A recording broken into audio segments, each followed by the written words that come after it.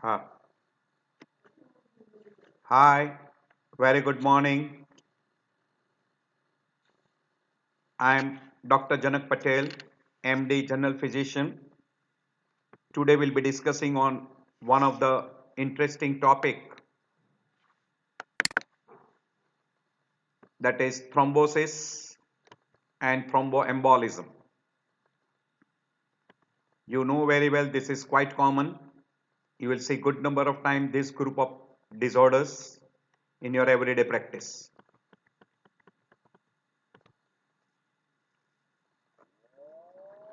Now you know very well thrombosis is a formation of a solid mass in a circulation from a blood constituents, that is blood components, and that formation of a thrombus is called thrombosis.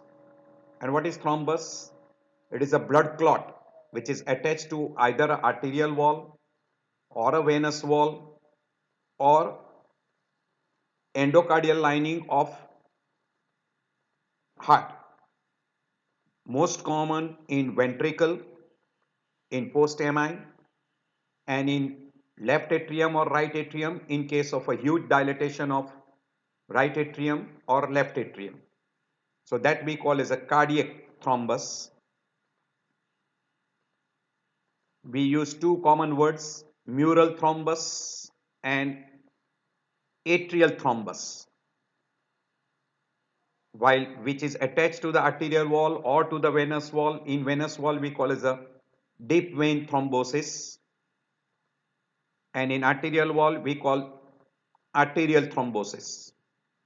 So attachment of a thrombus to an arterial wall or to the venous wall or ventricular cavity or a atrial cavity, that is the site where you get thrombosis. And thrombosis is a process in which you get a formation of a thrombus from blood components. So thrombosis is referred to a coagulation of a blood, that is blood clot formation inside the blood vessel, that is artery, vein or a heart in short. There are some terminology which are very commonly utilized. One, depending upon the site, that is arterial, venous and mural thrombus. Depending upon the etiology, depending upon the components, and then symptoms, complicated, uncomplicated. Depending upon the components, it is called red thrombi, which is very frequently in a venous side, and white thrombi, which is very common on an arterial side. There are some particular another words, there are a lot of words as we come across: mural thrombus, infected thrombus, classically in case of bacterial endocarditis, which will take place in case of a ventricular cavity over the valves, and variceous thrombus, which is classical in case of a Liebman sac endocarditis in SLE. So these are some of the terminology which are being utilized. Morphological classification wise: pale thrombus, red thrombus and mixed thrombus. And then there is another word utilized, is fibrin thrombus. Pale thrombus is very common in an artery, which is alternating layer of a platelet, and it is an initial stage in a venous thrombus. Red thrombus is seen in a venous side, which is platelet layer overlapped by RBC. That's why it appears red.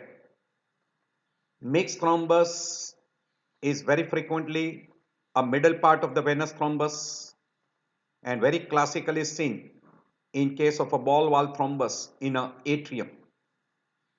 That is mixed thrombus consisting of multiple different layers.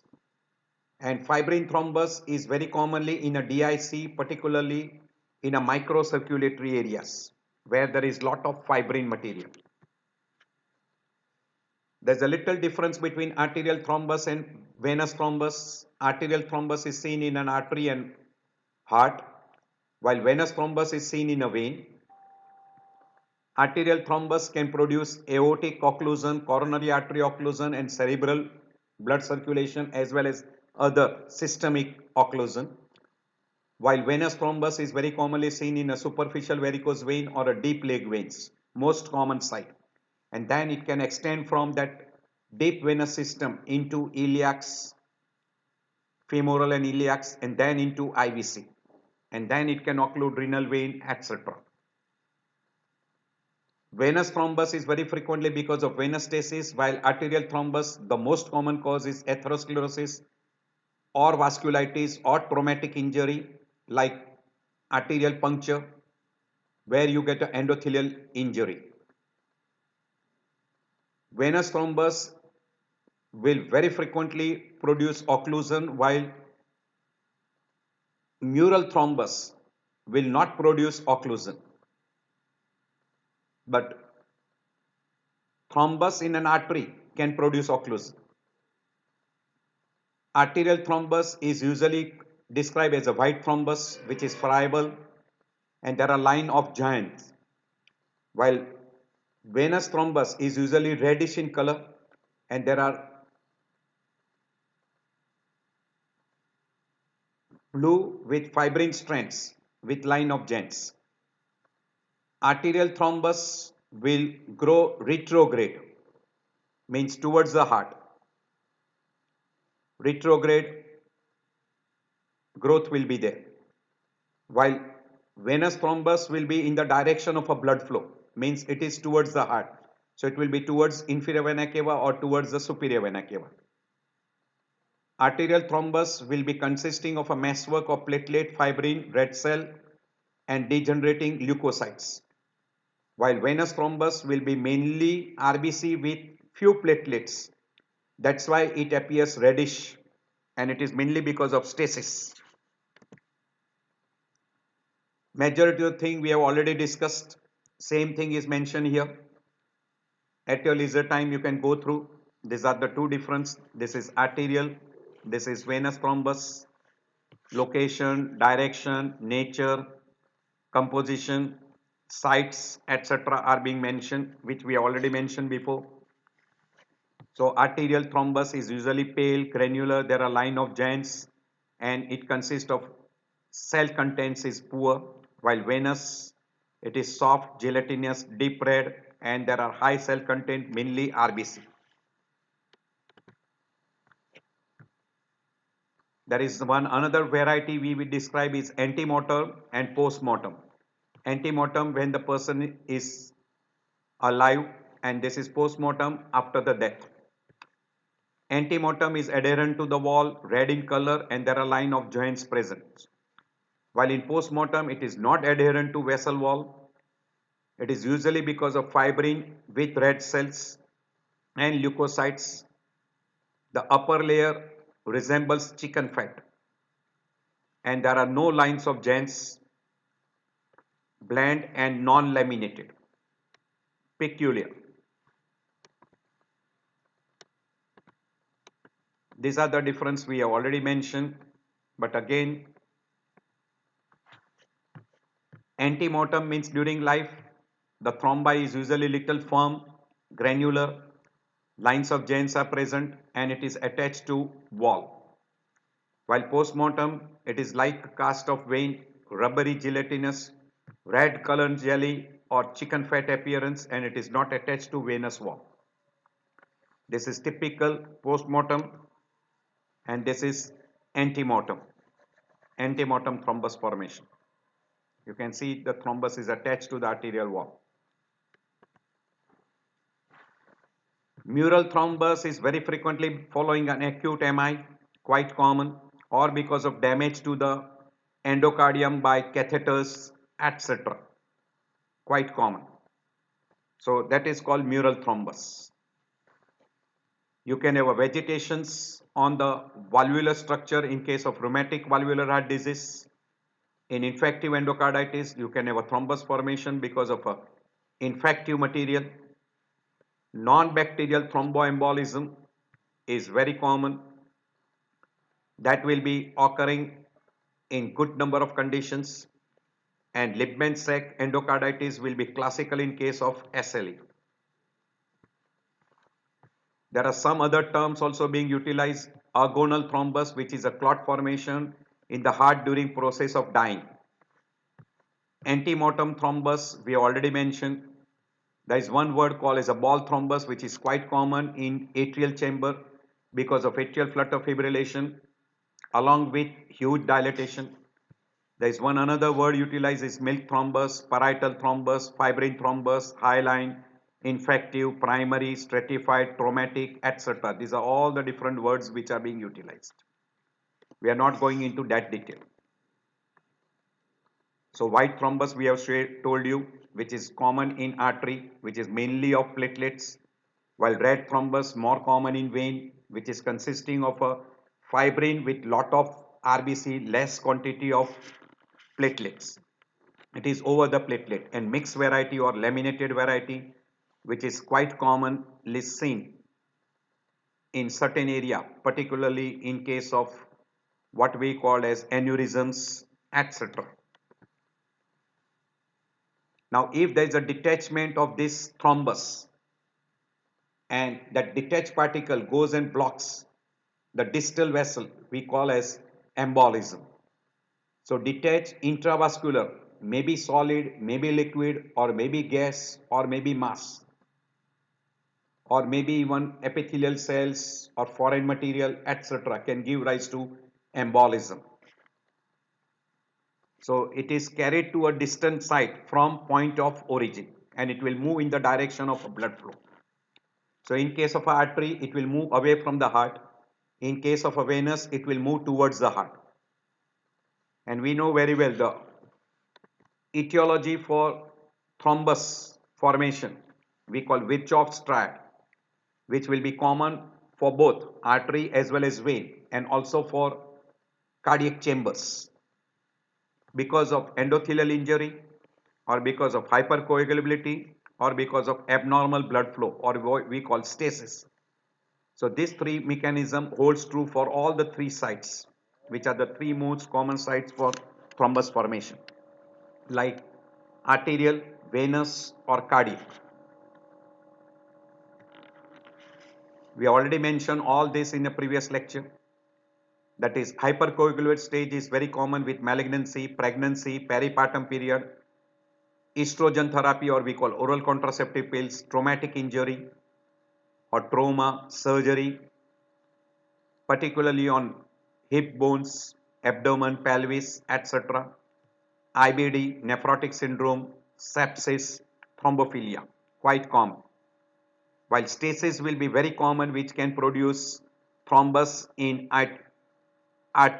atrial chamber because of atrial fibrillation, big dilatation of RA or LA, left ventricular dysfunction, immobility, paraplegia, even severe hemiplegia, venous insufficiency, varicose vein, venous obstruction from tumor, obesity or pregnancy. This we call as a stasis. All these conditions, immobility, venous insufficiency, venous obstruction will give rise to venous thrombosis, while atrial flutter fibrillation, big LA, big RA, left ventricular dysfunction will give rise to cardiac thrombosis. While vascular injury can be common in both traumatic injury or surgery which produces trauma to the vessel wall, venipuncture will produce venous thrombus formation, chemical irritations while giving IV fluids, IV injections, etc. Heart valve replacement or valvular heart disease will give rise to cardiac or valvular involvement, and one of the classical example is infective endocarditis. Atherosclerosis will produce damage to the arterial endothelial lining, producing arterial thrombus formation. Indwelling catheters very commonly, particularly in a venous side, can produce venous thrombosis like central venous lines, central venous catheters, catheter for TPN, etc. And also because of pacemaker wires, catheter wires, then ICD wires, etc. that can also produce venous thrombosis. During ABG collection, it can produce damage to the arterial wall and can produce arterial thrombus formation. So endothelial injury very frequently, classical atherosclerosis will be involving artery. Acute MI will involve ventricular endothelial linings. Rheumatic and valvular heart disease will involve cardiac chambers and valvular structures. And other condition which can also produce damage to the endothelium like hypertension, endotoxins, scarred walls, hyperhomocystinemia, hypercholesterolemia, smoking, radiation, etc. can also produce damage to endothelium. Venipuncture like IV injections, IV fluids, venography, pulmonary angiography, because you always approach to a venous system, right heart catheterization, tips usually approach through what we call as a jugular vein.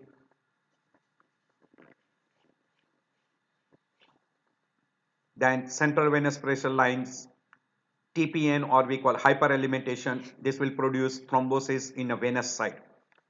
While arterial puncture like ABG, intra-arterial cath,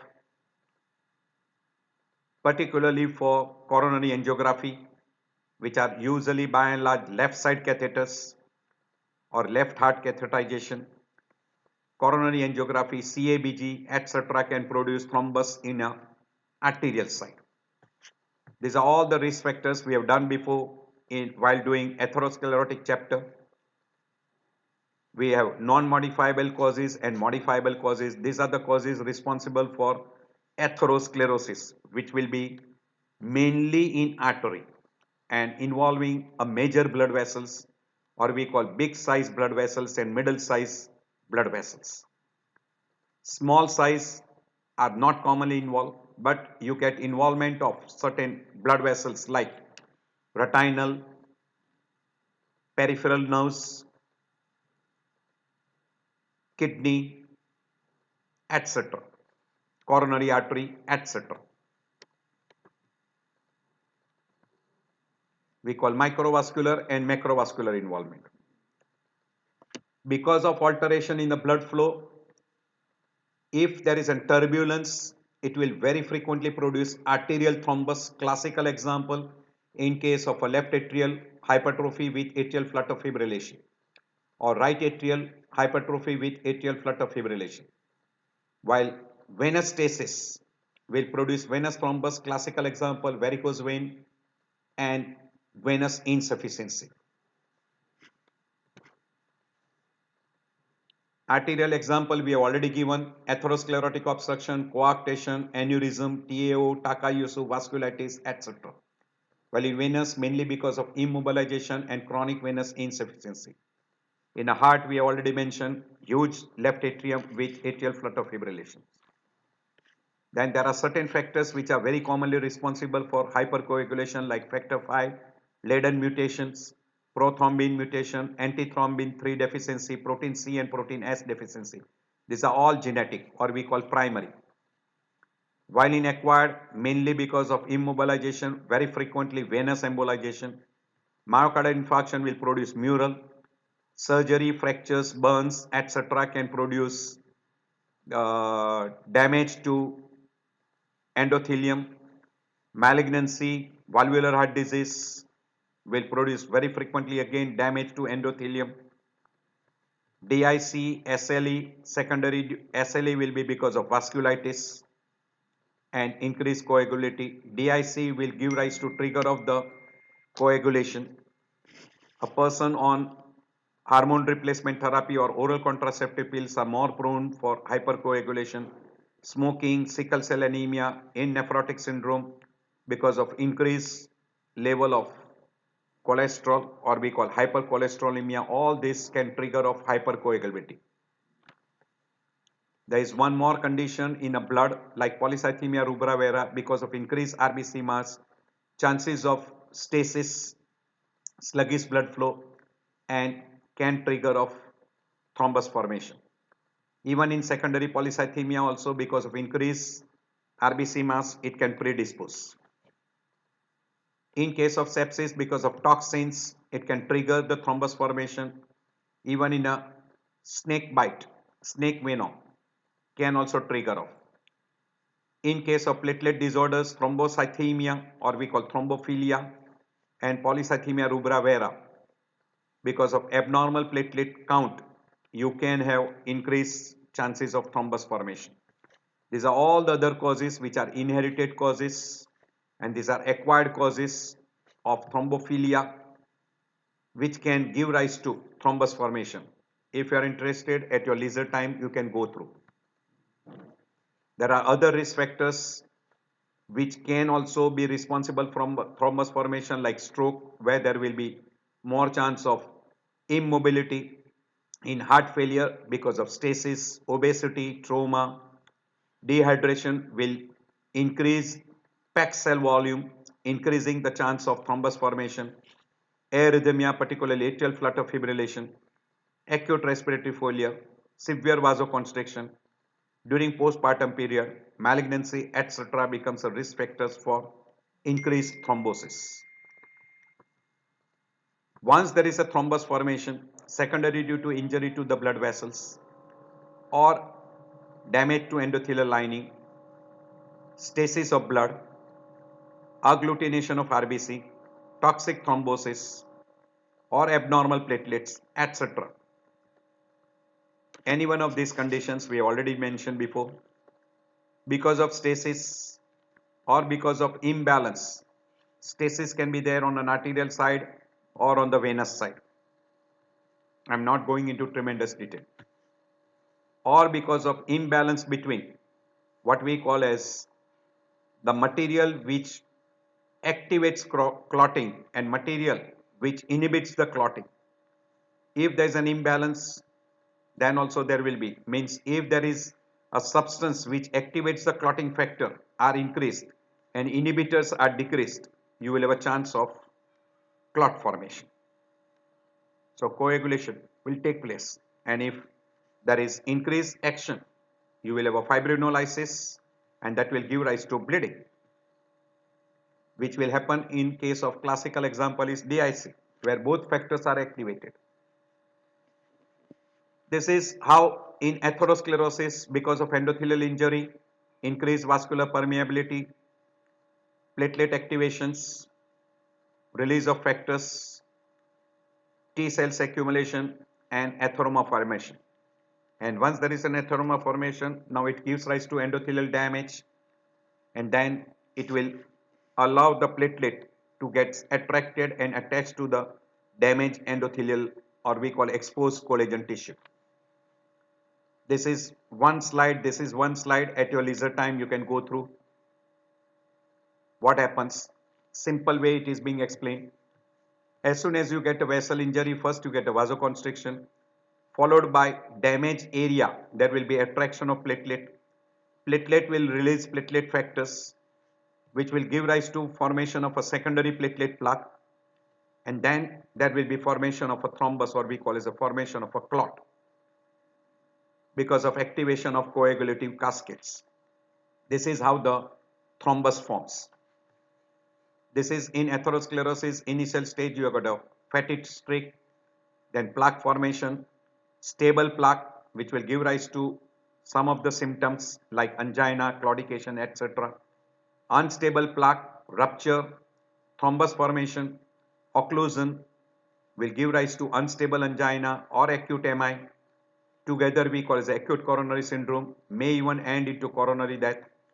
And when it involves cerebral blood vessels, strokes, and when it involves peripheral artery, it can give rise to critical leg ischemia. Now this thrombus can get completely open up because of thrombolysis, which is by what we call as fibrinolytic activity, which is present naturally in a vascular system, or can get recanalized and partial blood flow will resume back, or from a thrombus formation you can get a dislodgement and gives rise to what is being described as thromboembolism. And when it gets completely occluded, it will give rise to infarction because there will be no blood supply, ischemia, complete lack of oxygen and nutritional supply leading to death of a tissue we call as infarction. From mural thrombus, it can get dislodged, giving rise to thromboembolism, and that embolism will block a tiny blood vessels, leading to, in that area, infarction. Or you can get vegetations on a valvular structures. This will be very good number of time infected material, and that will get dislodged.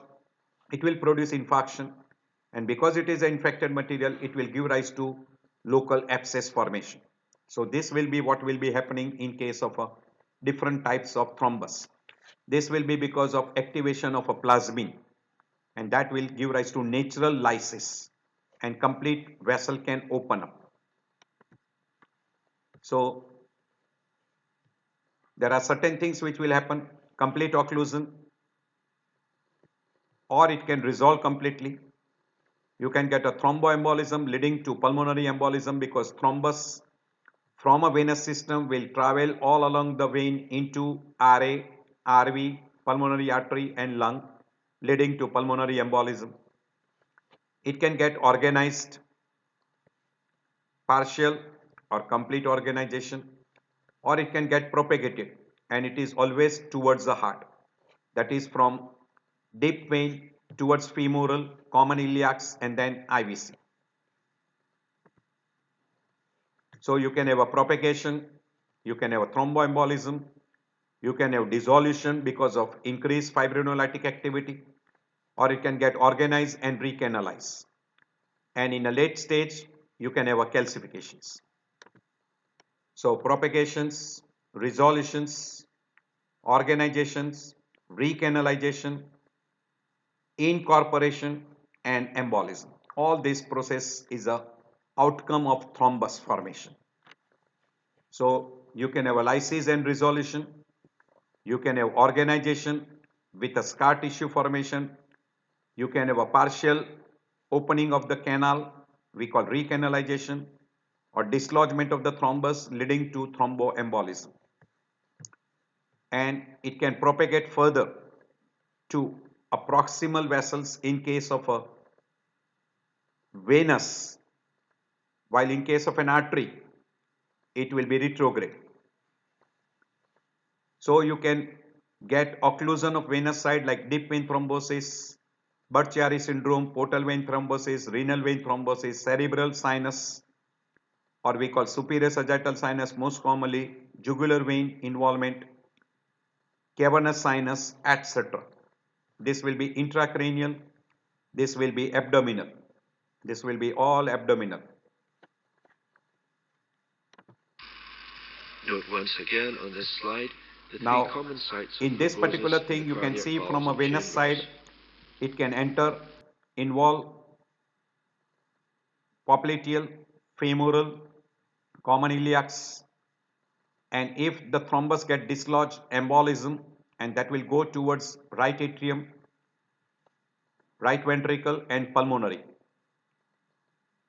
If there is a thrombus formation in a right atrial chamber, secondary due to atrial fibrillation and enlargement of the right atrium, it will directly enter into RV and pulmonary artery, giving rise to pulmonary infarct, and pulmonary embolism can be a massive saddle variety also.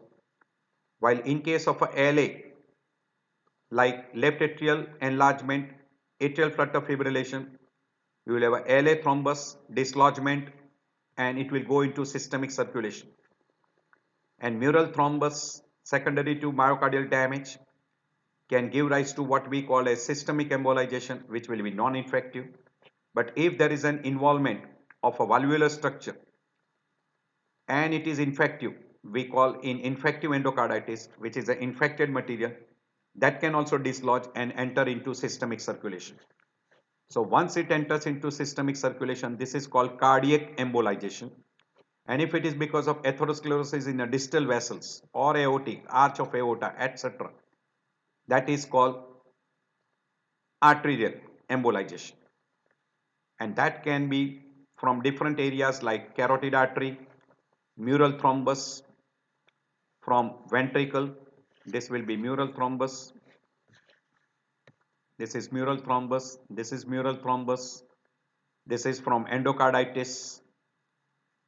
This is from myocardial infarction. This is from atrial flutter fibrillation.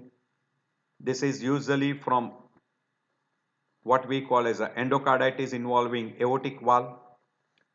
You can have from descending aorta aneurysm or atherosclerosis in descending aorta. Then aneurysm in iliac arteries or popliteal arteries, etc., that will give rise to thrombus formation in this area. All this can be, and consequences of embolization, there will be decreased blood flow in the distal part, and you will have ischemia and infarction depending upon the size of the artery. If there is a gradual occlusion, there will be development of the collateral blood vessels, which will produce less damage, and it will depend upon the size of the artery. You can have different varieties of embolization like venous embolization ending into pulmonary artery. Arterial embolization can involve any blood vessel supplying any particular structure in the body. You can have a paradoxical embolization if the person has got ASD, VSD or PDA with reversal. In that case, you can have a paradoxical embolization, that is a venous embolism which comes to the RA or RV, which will enter into left side because of reversal. Very rarely you have got an embolism in a left side, that is LA and LV, which enters into right side and can produce a paradoxical embolization. That is rare. Fat embolization is quite common in a person who are undergoing surgery on a liver or breast tissue, or a obese person with abdominal surgery, etc. Amniotic fluid embolization is quite common in a peripartum period. Air embolization can take place if a proper precaution is not taken, and in some good person, particularly if you are doing a surgery on neck or you are doing a surgery on the lung, etc. Also, you can have an air embolization in case of a tension pneumothorax. Septic embolization will be quite common. Classical example is in a case of tuberculosis leading to miliary tuberculosis, and in case of infective endocarditis leading to septic embolization. And foreign body will be good number of time in case of what we call as a surgery, post-surgical, or while doing some procedure, the tip of the catheter can be broken and you can get a foreign body embolization. Clinical picture will depend upon good number of factors. One of the factor will be type of embolization, site of embolization, and size of the vessel. In small vessel embolization, good number of time it may be asymptomatic. Almost all symptoms are because of occlusion of the blood vessel, whether it is venous or arterial. And commonly, the symptoms can be because of initial thrombus formation followed by an embolism. So, will depend upon the vascular system which is being involved, acute or gradual. If it is gradual, usually there are collateral, so it will produce less number of symptoms. An organ, how fast there is ischemia, that will also determines the clinical symptoms and signs. So this is a difference between the two types, arterial and venous, we have already discussed. In an artery, usually I am just going through the major, that is in an artery it is always sudden in onset, while in a venous it is usually slow in onset. In artery it will usually give rise to systemic involvement of an artery and producing infarction, while in a venous it will involve pulmonary artery producing pulmonary embolism and pulmonary infarcts. So artery can involve coronary, carotid, femorals, many, and that will usually give rise to what we call as an acute MI in case of coronary, in carotid, cerebrovascular and TIA, and in case of a distal or we call peripheral arteries, claudications. While in case of venous, thrombophlebitis, edema, painful extremities, because of thromboembolism, pulmonary embolism. So only one organ is involved because of a venous thromboembolism. So claudication, raised pain and gangrene will be very commonly in peripheral arterial disease. On venous occlusion, you will have edema, varicose vein, infection, venous ulcer, venous gangrene. We call cerulina dolens or cerulina albans. In a heart valve, mainly ball valve thrombus can produce occlusion at the mitral valve area and leading to acute pulmonary edema. Very frequently, because of thrombosis, depending upon the occlusion in subclavian vein, person can have cramping pain, tenderness, swelling. Skin over the affected area will be reddish or blue in color, but it will be warm in the area of clot formation. In arterial, systemic embolization will invariably produce arterial gangrene, which will be usually dry gangrene. In case of venous thromboembolism, it will produce pulmonary embolism and pulmonary infarct. In a right heart embolization, pulmonary embolism and pulmonary infarct. In a left heart, systemic embolization and leading to gangrene. This is etiopathogenesis in case of arterial thromboembolism. Hello? हाँ बोलो. हाँ ना હા વાંધો હા કરાવી લે અને કાલે મને બતાડી દેજે. હા okay.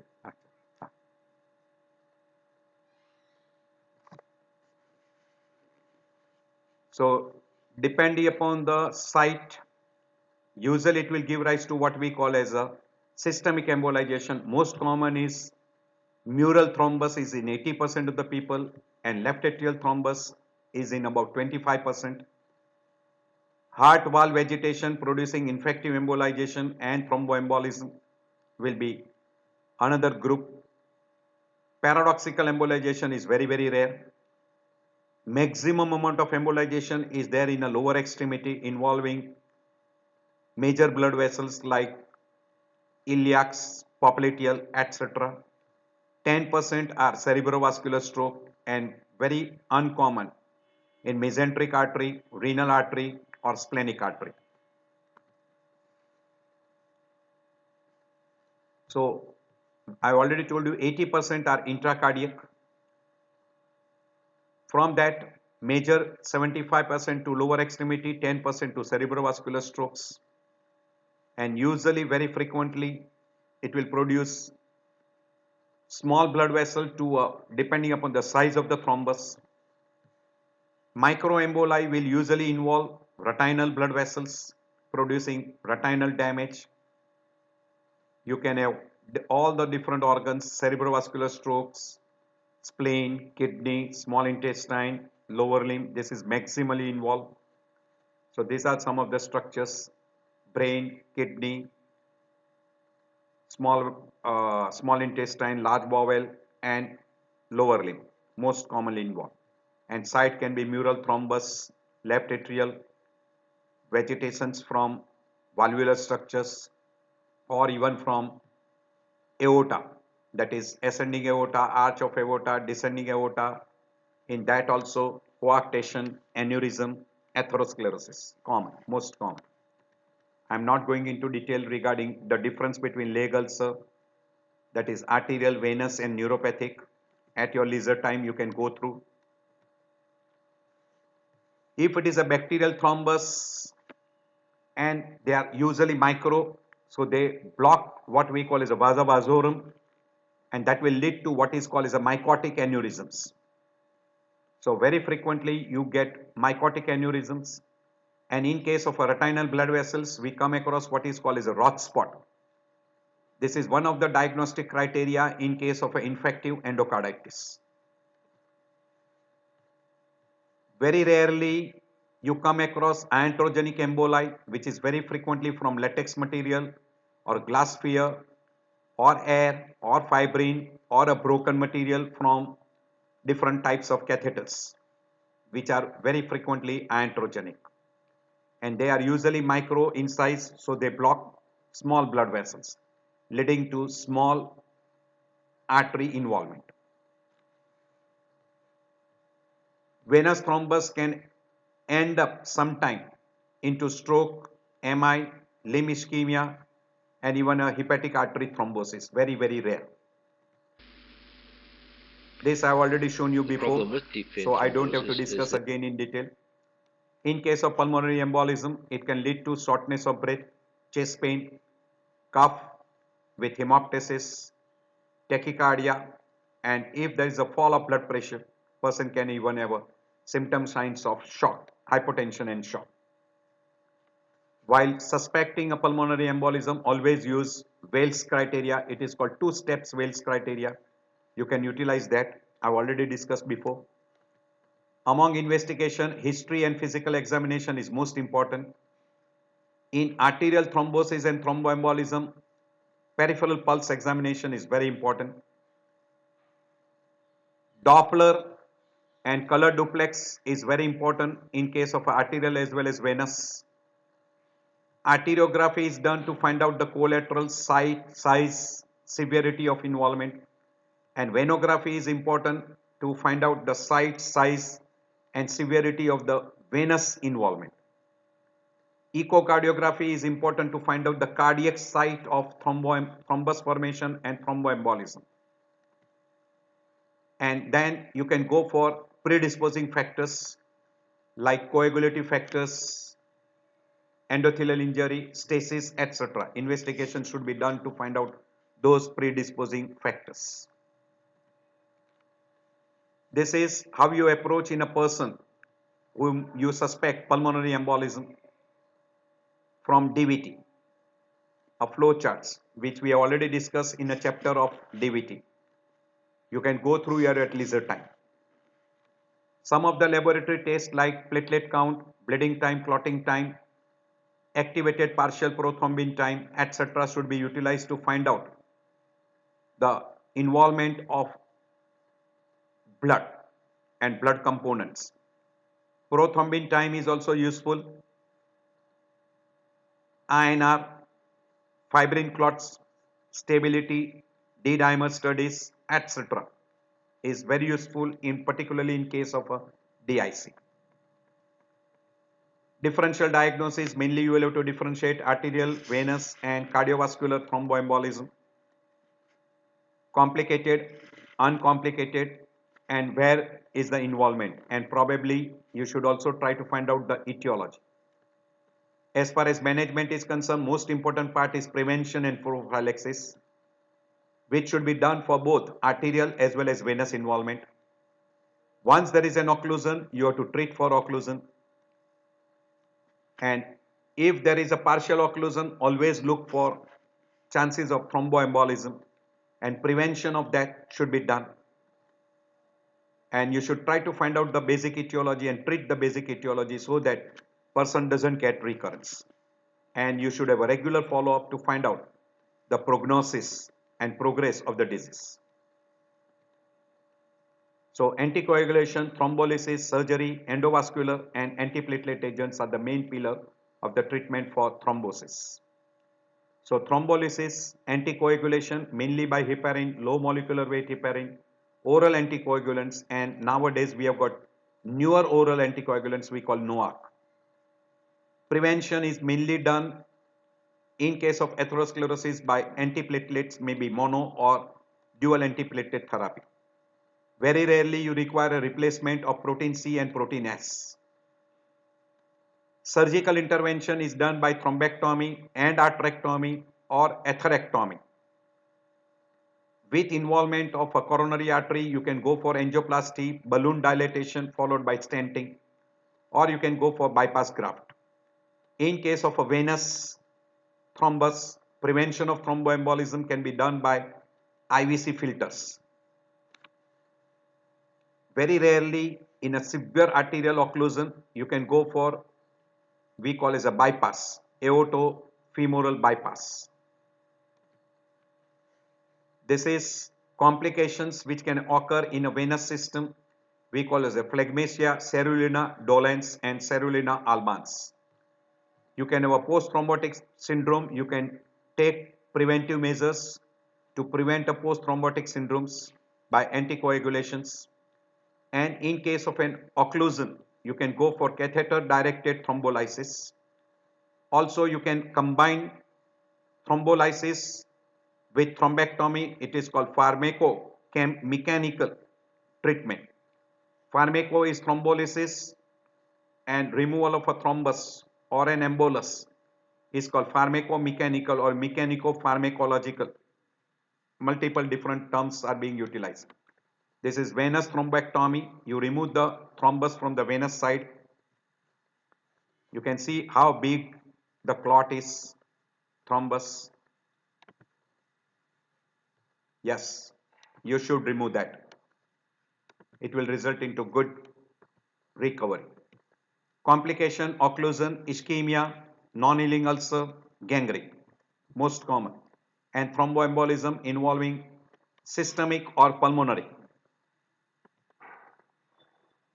So complication will depend upon arterial occlusion will produce claudication, particularly distal blood vessels, claudication, raised pain and gangrene. Venous occlusion will produce edema, varicose vein, infections, venous ulcer, skin changes and then gangrene. And in case of a mitral valve, wall thrombus can occlude and produce acute pulmonary edema. Arterial thromboembolism will usually produce gangrene into systemic side. Venous thromboembolism will produce pulmonary embolism. Right heart will produce pulmonary embolism and left heart will produce systemic embolization leading to gangrene. So I thank you all for taking out time. I know that your time is valuable. I appreciate you for spending some of the time with me. I hope this lecture will be helpful to you in your practice. Also very frequently ask in your oral as well as in your theory. So I end my lecture here. I hope this will be helpful to you. See you in next lecture.